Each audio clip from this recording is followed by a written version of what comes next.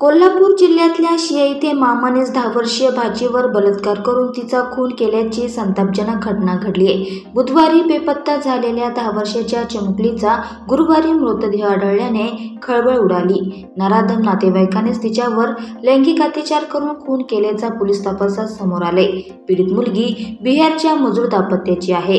या प्रकरणी आरोपी दिनेश कुमार साहा याला अटक करण्यात आली आहे। याबाबत मिळालेली माहिती अशी की बिहारमधलं दाम्पत्य 3 वर्षांपासून शिया येथे राहते।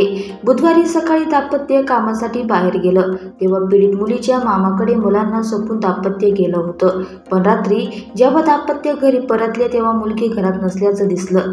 ज्याच्याकडे सोपून गेले होते त्याने मुलगी न सांगता खेळायला गेल्याचं उत्तर दिलं। दिनेश कुमारने पीडितेच्या इतर भावंडांना नारळ काढायला जात असल्याचं सांगून मोठ्या मुलीला घेऊन गेला होता। धक्कादायक बाब म्हणजे नराधमाने निर्जनस्थळी मुलीला नेत तिच्यावर अत्याचार केले। मुलीचा खून केल्यानंतर तो घरी येऊन रात्री कामासाठी गेला। दुसऱ्या दिवशी सकाळी घरी आल्यावर जिचा खून केला तिचा शोध घेण्यासाठी तो सर्वात पुढे होता। मुलीच्या डोक्यावर गंभीर वार झाला होता। त्याने गळा आवळून खून केला। लाथाबुक्क्यांनी मारहाण केली।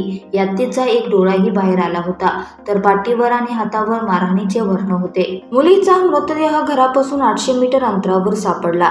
पोलिसांनी सीसीटीव्ही फुटेज तपासले तेव्हा त्यात मुलीसोबत एक तरुण जात असल्याचं दिसलं। त्याने घातलेल्या कपड्यावरून काही संशयितांना पोलिसांनी ताब्यात घेतलं होतं।